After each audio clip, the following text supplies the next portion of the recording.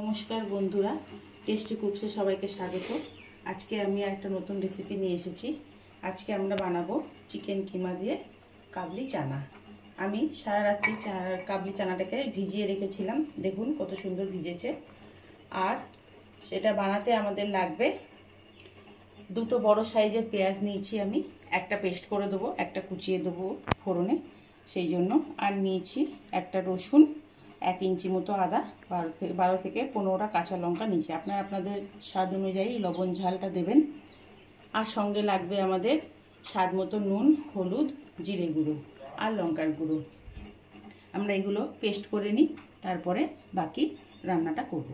আমরা এবার ছোলাটা আর আলুটা সেদ্ধ করে নেবো। আমি ছোলার মধ্যে আলু দিয়ে দেবো, এক্সট্রা করে আলু আর ভাজা দরকার নেই।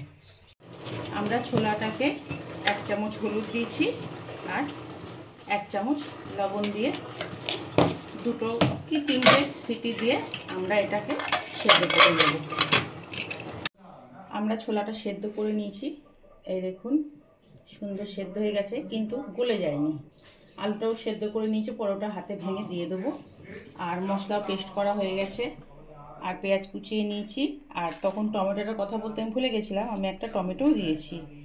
আর ফোড়নে অন্যদিকে আমি কড়াইতে তেল গরম বসিয়ে দিয়েছি, তেল গরম হয়ে গেছে। এবার আমি ফোড়নের জন্য এর মধ্যে 2 গোটা শুকনো লঙ্কা, 3টে তেজপাতা,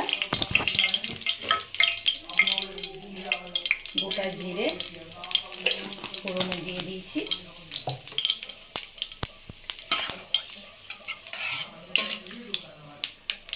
আমি কিন্তু ছোলাটা সেদ্ধ করে জলটা ফেলে দিইনি, এই যে জলটা আমি এখানে রেখে দিয়েছি। এটাও আমি ব্যবহার করব, কিন্তু চিকেনের সাথে আমি ছোলাটা কষাবো বলে জলটা ঝরিয়ে নিয়েছি। ফোড়নটা আমাদের ভাজা হয়ে গেছে, এবার এর মধ্যে আমি পেঁয়াজ কুচিটা দিয়ে দেবো।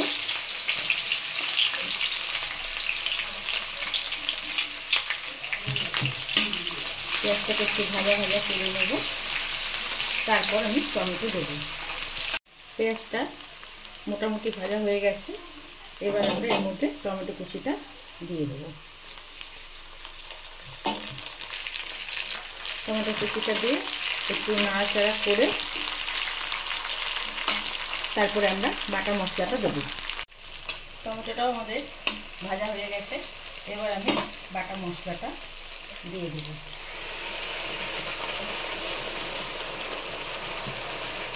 বাটা মশলা দিয়ে আমি এর মধ্যে 1 চামচ লবণ দিচ্ছি। যেহেতু ছোলা সেদ্ধতে আমার লবণ দেওয়া ছিল, সেই জন্য আমি 1 চামচ দিচ্ছি। পরে আমি চেক করে দেখব, লাগলে আবার দেব। আর দেব পরিমাণ মতন হলুদ দিয়ে মশলাটাকে একটু ভাজবো, ভেজে তারপরে এর মধ্যে আমি চিকেনটা অ্যাড করব। আমাদের মশলাটা মোটামুটি কষা হয়েছে, তেল ছাড়ছে। এবার এর মধ্যে আমরা চিকেনটাকে দিয়ে দেব।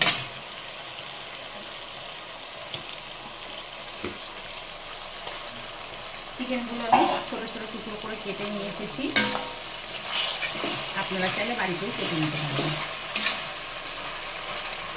এবার চিকেনটার সাথে চিকেন দিয়েছি, এবার আমি এর মধ্যে দিচ্ছি 1/2 চামচ কাশ্মীরি রেড চিলি পাউডার কালারের জন্য, আর দেব 1/2 চামচ লাল লঙ্কার গুঁড়ো, দেব 1 চামচ মতন জিরে গুঁড়ো দিয়ে এবার আমি এটাকে কষিয়ে নেব।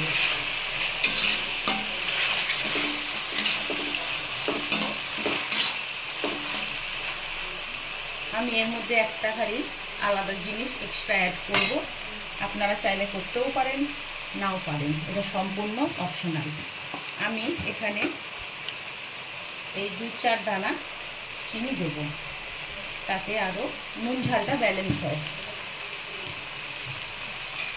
চিকেনটা আমার কষানো হয়ে গেছে, দেখুন তেল ছাড়ছে। এবার আমি এর মধ্যে সেদ্ধ ছোলাটা অ্যাড করে দেব, দিয়ে এবার ছোলাটা দিয়ে আমি ভালো করে কষিয়ে নেব। আমাদের ছোলা আলু চিকেন সব একসঙ্গে কষানো হয়ে গেছে। এবার আমি ছোলা সেদ্ধ করে রাখা যে জলটা সেটা দিয়ে দেবো। আমি কিন্তু চেক করে দেখেছিলাম, আমার লবণ লেগেছিল, আমি দিয়েছি। আপনারা কিন্তু আপনাদের নিজের স্বাদ অনুযায়ী নুন ঝালটা ব্যবহার করবেন। আমাদের কাবলি চানা চিকেন কিমা দিয়ে মোটামুটি রেডি।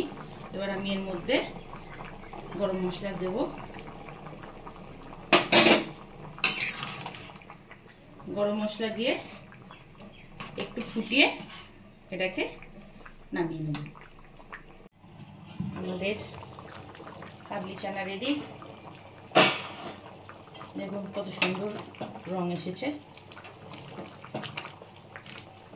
কাবলি চানা আমাদের তৈরি হয়ে গেছে। আমি এবার গ্যাসটা অফ করে দেব। আমাদের চিকেন কিমা দিয়ে কাবলি চানা রেডি হয়ে গেছে। আপনারাও এইভাবে বাড়িতে বানিয়ে খাবেন, খেয়ে জানাবেন কেমন লেগেছে। আর আমার এই রেসিপিটা যদি আপনাদের ভালো লেগে থাকে তাহলে অবশ্যই লাইক, শেয়ার ও সাবস্ক্রাইব করবেন। ধন্যবাদ আমার এই ভিডিওটি দেখার জন্য।